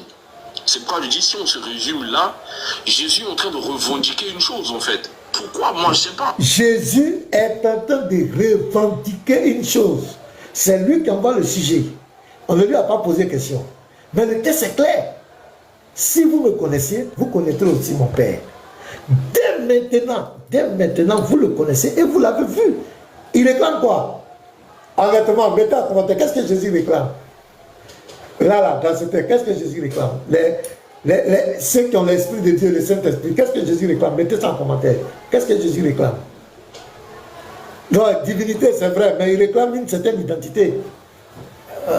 Oui, la divinité, c'est vague. Mais selon le texte, ça commence comment? Si vous me connaîtrez, vous connaissez aussi mon Père. Vous connaîtrez aussi mon Père. Et dès maintenant, vous le connaissez et vous l'avez vu. Donc il réclame quoi? Il réclame quoi? Oui, Dieu. Mais c'est vague. Dieu, divinité, là, c'est vague. Mais selon le sujet, il dit, si vous me connaissiez, vous connaîtrez aussi mon Père. Et dès maintenant, vous l'avez vu. Et dès maintenant, vous le connaissez, vous l'avez vu. Qu'est-ce que Jésus réclame? Oui, il est Dieu, on est d'accord. Il est Dieu, mais dans ce texte-là, il se présente en tant que qui? En tant que fils, il est Dieu. On ne dit pas non. Il réclame quoi? Il réclame être le Père, les frères. Vous ne visez pas bien. Il réclame être le Père. Voilà, il réclame être le Père. C'est de ça que King est en train de parler. Il réclame être le Père. Parce qu'il dit quoi? La paternité. C'est ce qu'il réclame. Il dit, si vous me connaissiez, vous connaîtrez aussi mon Père. Et dès maintenant, vous le connaissez et vous l'avez vu. Vous le connaissez là, le l'a mis pour qui? Pour le Père. L'avait vu, elle apporte sa vie pour qui? Pour le Père. Donc Jésus réclame ici la divinité. Il réclame ici être le Père. Donc c'est ce que King est en train de dire. C'est ce que King dit, réclame quelque chose, on va revenir par l'arrière. Mais ici, là, ici, il dit, si vous me connaissez, vous connaîtrez aussi mon Père. Oui. Et dès maintenant, donc dès à présent, là où je vous parle, vous le connaissez et vous l'avez vu. Pas avant, mais maintenant. Il dit dès maintenant, mais pas avant. Et dès maintenant, vous le connaissez et vous l'avez vu. Donc la question de Philippe, elle est légitime. C'est pourquoi je dis, si on se résume là, Jésus est en train de revendiquer une chose en fait. Pourquoi? Moi je ne sais pas. Pourquoi veut-il être forcément qu'il a vu le Père? Pourquoi il veut? Pourquoi? Jésus recherche quoi? Il recherche quelque chose en fait. Ah! Il ne peut pas dire des paroles comme ça juste pour... Il ne peut pas dire des paroles comme cela. Ah, King! Non, non, je te salue, King. Voilà ma main. Voilà ma main. Je sais que tu es là. Il ne peut pas dire quelque chose comme cela. Jésus n'est pas un comédien. Il ne peut pas se mettre à raconter des choses comme cela. Il y a quelque chose qui réclame. Il y a quelque chose qui veut faire comprendre. Il veut faire comprendre. Les gars. Je reprends encore. On revient un peu en arrière encore. Il leur avait enseigné ça. Mais ici, là, ici, il dit, si vous me connaissez, vous connaîtrez aussi mon Père.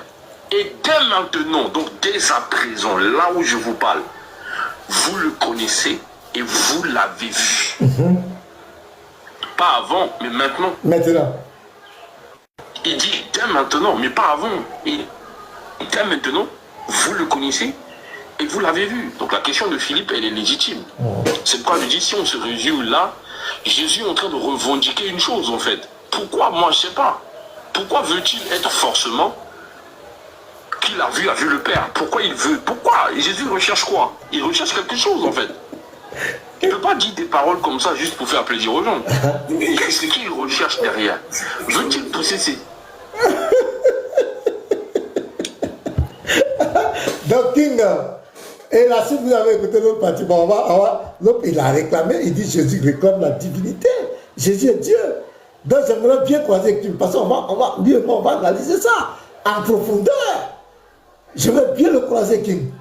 Lui on va analyser. Lui, c'est un négateur. Tout ce que son frère est en train de dire, pour lui dans sa tête, c'est nous il voit.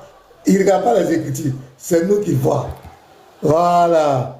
Donc en réalité, je vous ai fait jouer cette vidéo pour vous faire comprendre que il y a quand même des frères, il y a King qui est en train de réfléchir quand même. Parce qu'au début, moi je connaissais King au début, lors de son premier débat avec l'apôtre Elvis, il niait même que Jésus soit Dieu. Il dit Jésus n'est pas Dieu même. Jésus n'a jamais été Dieu. Si vous vous rappelez le débat, il y a eu un débat, même avec l'autre là, Gasby, il a nié, où il avait dit des choses, beaucoup de paroles, on a interprété, même chez Yeshua, le prologue des gens, King avait rejeté ça. Mais aujourd'hui, quand j'écoute King, parce qu'une première fois, il y avait un débat, je ne sais pas si le panel, les frères, la rencontre des aigles. Et puis King a mis en bas, Jésus est le Fils de Dieu, il est Dieu, mais il n'est pas le Père. Et là, j'ai dit, mais ça évolue à King, tu évolues. Il dit, mais moi, je ne le comprenais pas avant. Donc, actuellement, King est en train de reconnaître que Jésus est divin, seulement il n'est pas le Père. Mais dans Jean 14, là, King a commencé à se poser des questions. Il dit, mais pourquoi il envoie ce sujet? Pour lui, qu'est-ce qu'il veut revendiquer? Il revendique quelque chose. Ce n'est pas par hasard. King, ce que Jésus revendique, tu le sais. Il est le Père. C'est parce que tu es devant tes gars, tu veux tourner. Sinon, tu sais ce qu'il revendiquait là. Toi-même, tu sais. Et tu as même posé la question. Tu as compris, tu l'as dit clairement. Tu viens inconsciemment tu viens de reconnaître que Jésus a réclamé la position du Père. Et tu as même dit que le fait qu'ils disent qu'il est dans le Père et que le Père est en lui, ils sont un. C'est fini. Et tu as même dit Jésus est divin. Donc en même temps, tu as mis les musulmans KO. Parce que les musulmans qui soutenaient les kings, les temps, pour dire que King vous appelez à faire comprendre que vous ne devez pas regarder Jésus comme ça. Il a même fait sortir, il parle de la divinité. Alors donc, mais bien aimé, voilà un peu, il y a d'autres vidéos qui viennent parce que on dit même qu'il a confessé, il a dit encore que Jésus est l'ombre du Père. Et ça vient, les vidéos, c'est une longue vidéo dont le frère coupe un peu les gâteaux pour m'envoyer. Donc ce sont les deux. Ça, il a parlé beaucoup. Le frère qui m'a appelé m'a dit, ah, pasteur, ah, King a parlé, hein, je vais t'envoyer un peu. Donc les deux vidéos qu'il a envoyées là, déjà, mais il m'a dit qu'il y a d'autres encore, que King a fait beaucoup de confessions. Je sais pas si c'était hier ou avant-hier. Il a dit beaucoup de choses hier. Vraiment, qui montrent que... Ça, c'est qui ça? Non, moi, ça ne m'intéresse pas ça. Donc, montez, ceux qui veulent monter. Vous allez lâcher toi là-bas, on t'a pas appelé. Suleiman là, lui va venir faire quoi? Moi, quand on parle de Dieu, quand on parle de divinité de Jésus là, ouais, viens, qu'est-ce que tu veux dire? Suleiman, qu'est-ce que tu veux dire? Bonjour. Ouais, bonjour. Ça va? Voilà. Et j'ai 2 à 3 questions. Ouais, toujours. Ok. Attends, c'est sur quoi? Tes questions là, c'est sur quoi? C'est sur la religion musulmane et chrétienne. C'est sur Jésus, tu veux poser une question quoi? Oui. Bah, moi, je vais te poser une question. Pourquoi la divinité de Jésus vous dérange toi-même? Pourquoi? Pourquoi on parle de divinité? C'est-à-dire, actuellement, on est là. Nous, on entend de parler des versets bibliques. On n'a pas dit l'islam est faux. On n'a pas parlé de quelqu'un. On n'a pas parlé de Mohamed.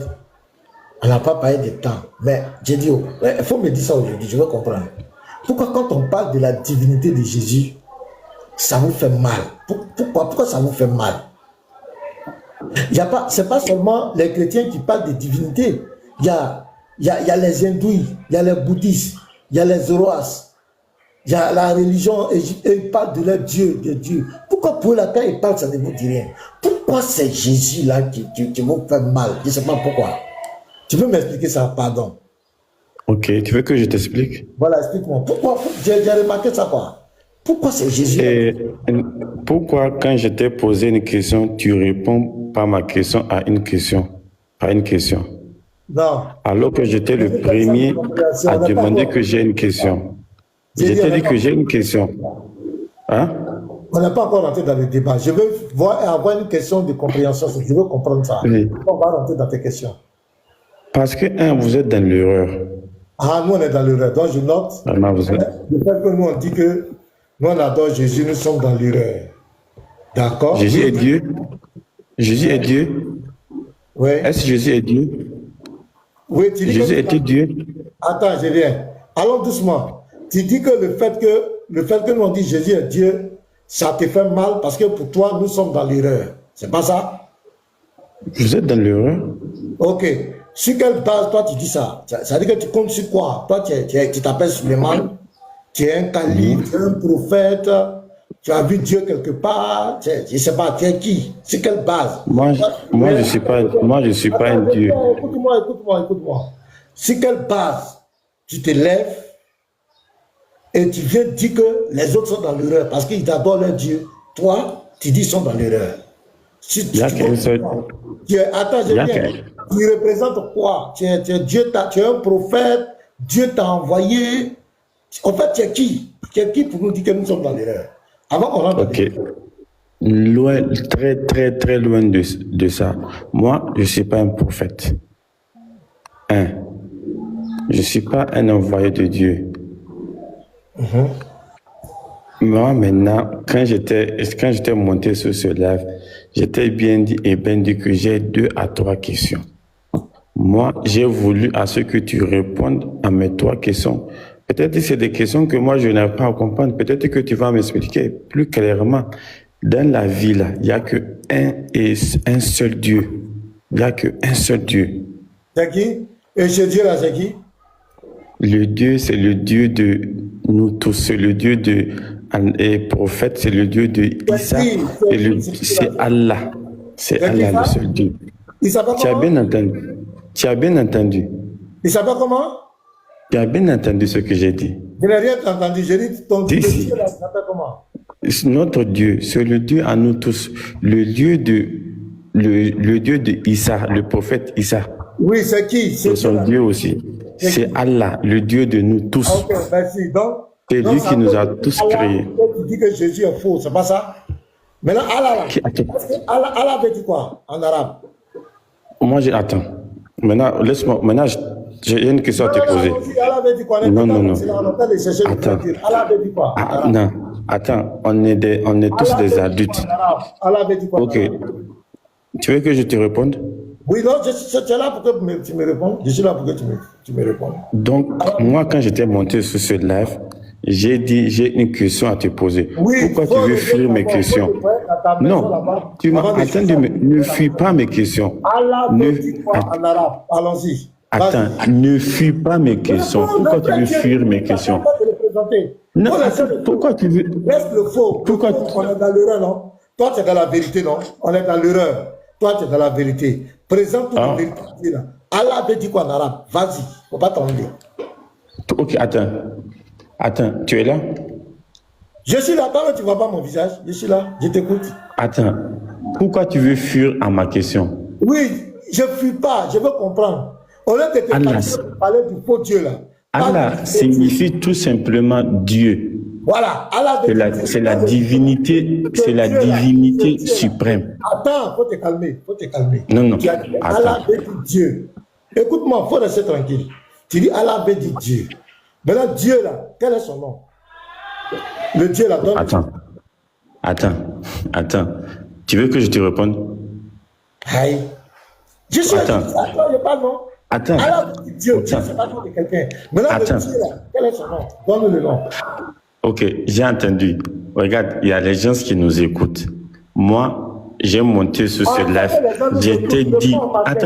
Réponds à ma question. Allah veut dire Dieu, c'est Dieu. Attends, ne fuis pas mes questions. Ne fuis pas à mes questions. Pourquoi tu veux fuir à mes questions? Pourquoi tu veux fuir à mes questions? Attends, je vais expliquer quelque chose aux gens. Voilà. Il est monté, il dit, il va poser 3 questions. J'ai dit, les 3 questions, c'est sur qui? Et il dit, c'est sur Jésus. Il n'a pas encore posé les questions. Hein. Soyons honnêtes.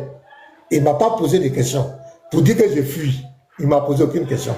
Maintenant, moi, j'ai l'habitude de recevoir les musulmans ici. Chaque fois que je parle de Jésus, à travers je parlais de King et nous, la répression de King, on n'a pas attaqué l'islam, on n'a pas attaqué Allah, on n'a pas attaqué Mohamed.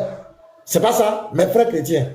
C'est vous que j'ai convoqué, je suis en train de vous parler de King. Lui, il dit qu'il va poser des questions. D'abord, en commentaire, il y a beaucoup de commentaires des musulmans. Donc lui, il est le premier qui est monté. Il y a d'autres qui vont monter. Il est le premier qui est monté. Je lui demande même, pourquoi vous aimez tout quand on parle de d'autres divinités, ça ne vous dit rien. Mais pourquoi quand on parle de la divinité des chrétiens, on parle de Jésus-Christ, pourquoi ça vous fait tellement mal? Il dit, vous êtes dans l'erreur. Je dis, mais pourquoi nous sommes dans l'erreur? Il dit, parce qu'on n'adore pas le vrai Dieu. Le vrai Dieu que nous devons tous adorer, ce n'est pas Jésus, il y a le vrai Dieu. C'est ça, dit, ok. Donc, c'est intéressant, il va nous éclairer. Nous sommes dans l'erreur, on a compris. Maintenant, le vrai Dieu, là, c'est qui?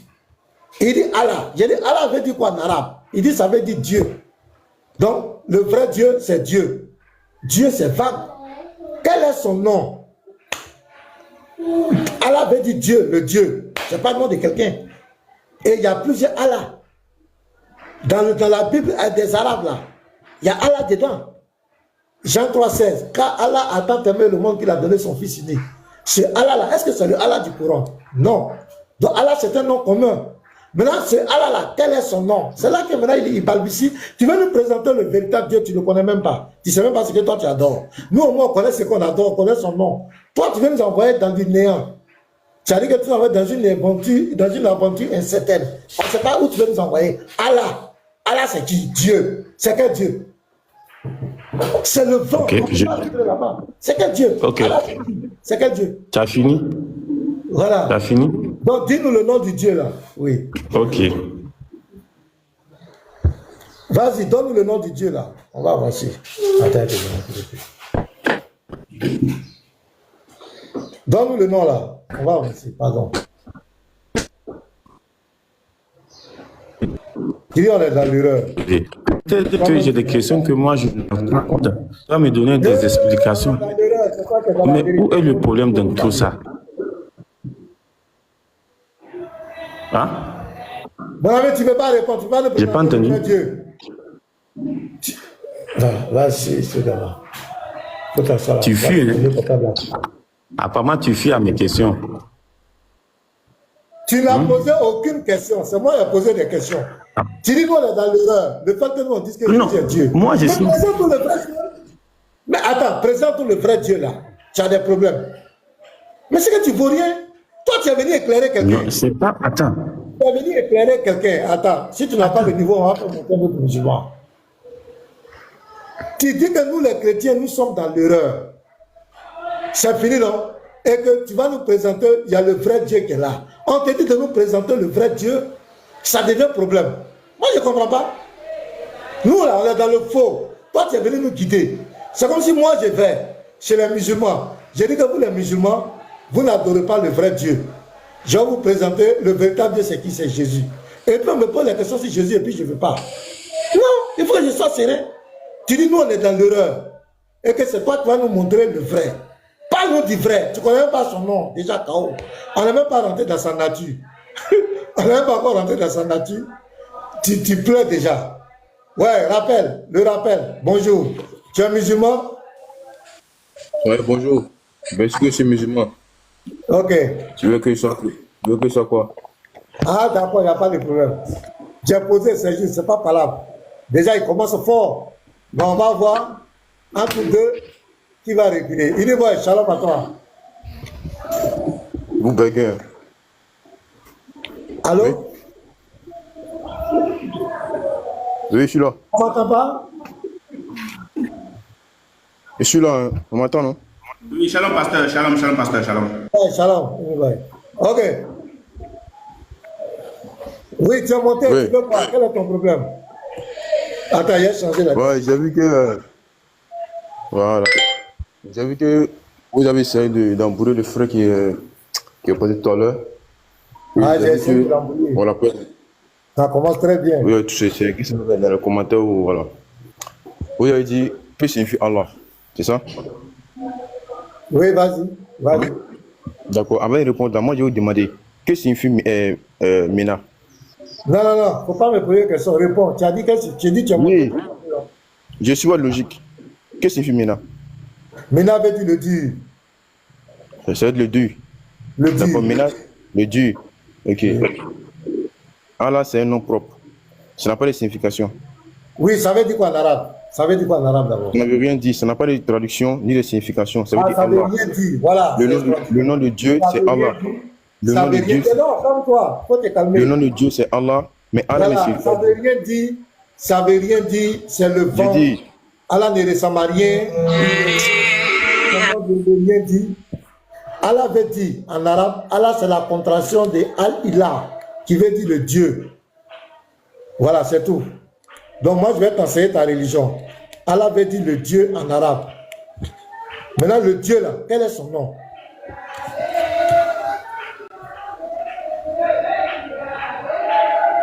Le Dieu là, quel est son nom? Il est parti où? Regarde, je viens une minute. Je vais prendre quelque chose une minute. Pardon.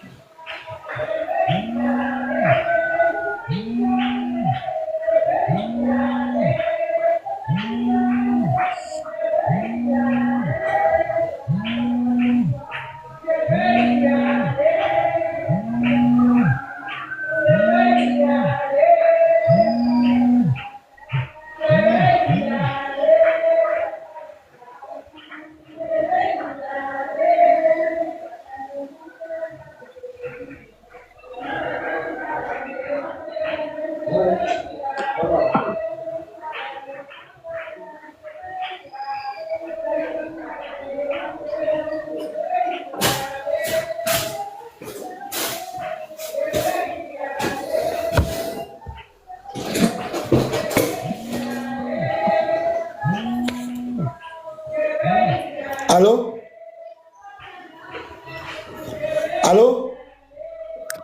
Il est là et on t'écoute, on t'écoute. Voilà. Rappelle. J'ai un appel, excusez, je vais m'excuser. On m'entend? Oui, j'ai dit Allah veut dire quoi en arabe? Allah n'a pas de signification. Bon, ça, tu es un ignorant. Maintenant, Suleiman dit qu'Allah veut dire Dieu. Allah veut dire Dieu. Toi, tu dis qu'Allah n'a pas de signification. Quand vous deux l'emprunt, il y a un menteur quelque part. Donc, débattez vous deux d'abord. Ok. On va vous mettre en débat. D'accord. Suleiman. Voilà, débattez vous deux. Je t'écoute. Tu sais, le monsieur là, il essaie de distraire les gens. Non, attends, faut te calmer d'abord. C'est où tu as vu Allah veut dire Dieu là? Donc, mettez les chronos. Il dit, vous pouvez modérer. Écoute, monsieur Ménard, ce n'est pas un débat. Hein. Écoute, monsieur Ménard, ce n'est pas un débat entre lui et moi. C'est un frère musulman. Voilà, je lui explique quelque chose. Certains lui expliquent quelque chose. Ce n'est pas un débat entre lui et moi. Voilà, le débat, c'est tout entre moi et vous. Voilà, je suis juste en train de... Je vais juste le recadrer. Voilà, c'est tout. Avec lui d'abord. C'est pas à moi qui débat. Finalement, tu as vu, c'est où tu as vu Allah veut dire Dieu? Voilà, débattez. J'ai pas entendu. En grand, pardonnez les gars. Les modérateurs. Voilà, on doit mettre les deux en grand, mais. Voilà, on doit les mettre en grand. C'est la comédie ou quoi? Dis, c'est pas un débat. Allez-y, expliquez-nous. L'autre dit qu'Allah veut dire Dieu, l'autre dit qu'Allah veut rien dire. Donc, allez-y. Top, 3 minutes. Donc, tes preuves, rappel. Voilà. Merci, James. Tu es béni. Là, le format est extraordinaire. Non, ça Allah, c'est un nom propre. Voilà, Allah, c'est un nom propre. Ça n'a pas de signification. D'accord. Oui, continue. Tu restes encore 2 minutes. On écoute. Mais je n'ai rien, c'est pas un débat, je n'ai rien à dire. C'est juste, Suleiman. Salam alaikum. Au fait, le rappel, au fait, n'essaie pas, il va essayer de nous avoir. C'est pas un débat, on ne va pas essayer de nous mettre. Il veut essayer de nous faire ridiculiser. Laisse-le. Non, je ne vous ridicule pas. Je vois dans son jeu, attends. Écoute, Suleiman, il faut te calmer. Oui, je suis là. Voilà, oui, je suis là. Tu fais l'interreligieux? Hein? Tu fais l'interreligieux? Allô, oui, tu disais? Est-ce que tu fais l'interreligieux, les échanges entre les chrétiens et les musulmans? Tu as l'habitude de faire ça? Non. Ok, ça fait un d'abord. Mais dis-moi, quand tu es venu, tu es monté avec quelle intention? Au fait, j'aimerais juste lui poser la question. J'ai voulu lui poser la question. Non, la question va venir. La question va venir. En doucement. Okay. Hein. Voilà. Au fait, la manière dont il a demandé à savoir ce que signifie Allah. Voilà. Tu vois, Dieu dit, Allah n'a pas de signification. C'est un nom propre. Voilà. Maman est un nom commun. En maman, là, en français, on dit maman. Ma mère. En anglais, on dit my mother. Voilà. En chinois, en arabe, que ce soit en plusieurs langues. Maman, il y a des traductions. Mais, moi, mon nom, si je dis par exemple, mon nom, c'est un nom propre. Le nom Allah, c'est un nom propre. Ça n'a pas de signification. Quand on va traduire en arabe, là, c'est Allah. On va faire ça en français, c'est Allah. Le chinois, il prie, il va dire Allah. L'anglais va dire Allah. L'allemand va dire Allah. L'américain va dire Allah. Parce que Allah, c'est le nom propre. Il n'y a pas de signification sur là. C'est un nom propre. Un nom propre n'a pas de signification. Suleiman, il n'y a pas de signification. C'est un nom propre. Ok, merci vraiment beaucoup, mon frère. Voilà, monsieur Mina, ce n'est pas un débat. Voilà, je l'ai recadré. Allah n'a pas une signification, c'est un nom propre. Voilà. Il a plusieurs noms, mais le nom qui s'est attribué à lui-même, c'est Allah. Mais il vient, et puis après, il vient ses attributs. Comme on voit le clairvoyant, l'omniscient, etc., etc. Tout ça, il y a des traductions. C'est ses attributs. Mais le nom propre, le nom suprême, c'est Allah. Voilà, nulle divinité à part lui. C'est un nom qui n'a pas de signification. Ok, merci. Donc, Suleiman, tu es là? Je suis là. Donc, pour toi, Allah, c'est quoi? On ne retient pas. Quelle est la conclusion? Allah veut dire quoi en arabe? Ok. Pour moi, tu as dit? Oui, Allah veut dire quoi en arabe? Ok. Avant que je te réponde, réponds d'abord à toi aussi. Réponds à ma question d'abord, toi aussi. J'ai répondu à ça. Arrêtez de l'embobiner, s'il vous plaît. Au fait, il faut essayer de nous faire ridiculiser. Rappel, faut t'imiter. Voilà. Mute-toi. Je parle Oui. avec Suleiman. Ok, je t'écoute. Allah avait dit quoi en arabe? Et moi, avant que je te... Tu n'as pas entendu ce que l'autre a dit, le rappel? Non, je parle de toi, Suleiman. Lui n'est pas ton porte-parole. Non. Avant que lui ne vienne, attends. Non, au fait... Avant que lui ne vienne, ouais, non. Qu'est-ce que tu avais En fait, dit? on est tous des musulmans. Lui et moi, on est tous les deux, on est des musulmans. Il t'a fait un bref résumé. Écoute-moi. Attends. Il t'a fait un... Écoute-moi. Quand tu es monté ici, là, ce n'est pas lui qui t'a fait monter. Tu n'es pas monté en son nom. Toi et moi, on a échangé tout à l'heure. Quand je t'ai posé la question, Allah avait dit quoi en arabe? Qu'est-ce que tu as répondu avant que lui ne vienne? Réponds ça. Sinon, réponse sera t'attend. Demi-toi, qu'est-ce que tu as répondu quand je t'ai posé la question? Allah avait dit quoi en arabe? Qu'est-ce que tu as répondu? Le modérateur, faites monter les frères qui veulent monter. Cette chose, ne peut pas monter ceux qui veulent monter. Oui. Quand je t'ai posé une question, tu as refusé de me répondre. Tu n'as posé aucune question. Quelle est la question? J'ai dit que j'ai une question, j'ai 2 à 3 questions que j'aimerais te poser. Je t'ai dit, j'ai 2 à 3 questions. Quelle est la question que tu m'avais posée? Tu as refusé même que je repose la question. Donc, tu n'avais pas posé de questions. Dieu merci. Mais tu ne m'as pas laissé le temps de poser. Écoute-moi, tu as dit que... Attends, je vais te muter. Je peux te poser ma question? Tu as dit que nous, les chrétiens, nous sommes égarés. Nous n'adorons pas le véritable Dieu qui est Jésus. Et tu nous as dit, voici le véritable Dieu. Tu vas nous parler du véritable Dieu. Je dis, ok, le véritable Dieu là, comment il s'appelle? Tu as dit Allah, que c'est le Dieu de nous tous. C'est toi et moi on échangeait tranquillement. Et je t'ai posé la question. Allah veut dire quoi en arabe? Tu as dit que Allah veut dire Dieu. C'est ce que tu as dit devant tout le monde. On n'a pas vu fusil sur ta tête. Tu as dit que Allah veut dire Dieu. Maintenant, on t'a dit maintenant, quand je t'ai expliqué, Dieu, ce n'est pas le nom de quelqu'un. Dieu, c'est vague. Donne-nous l'identité de ce Dieu. Allah veut dire Dieu en arabe. C'est ce que tu as dit, c'est vrai. Maintenant, Dieu là, le Dieu là, quel est son nom? C'est là que tu as perdu la langue. Maintenant, lui, il est montré en pompe. Lui, il montre un autre musulman monte. Il dit que moi, j'étais embrouillé, que lui, il est là pour répondre. On dit, ok, Allah veut dire quoi? Il dit, Allah veut rien dire. Or, toi, tu as dit qu'Allah veut dire Dieu. Lui, il dit qu'Allah veut rien dire. Et tu veux que nous, on passe là-dessus comme cela? Non, non, on ne va pas passer. Vous devez régler ça. Ou bien tu reconnais que tu as menti. Tu as menti de dire que Allah veut dire Dieu et que c'est ton frère qui est venu dire la vérité. Toi, tu es un menteur. Tu es venu mentir devant les chrétiens. Toi, tu étais venu pour nous présenter le véritable Dieu alors que tu as menti. Tu reconnais que tu as menti. Parce que tu as dit nous sommes dans l'erreur. Toi, tu es venu nous conduire sur le chemin de la vérité.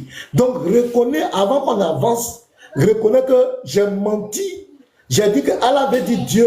C'est que j'ai menti. C'est le frère Raphaël qui dit la vérité. C'est quoi? D'accord. Faut pas. C'est pas que tu manipules.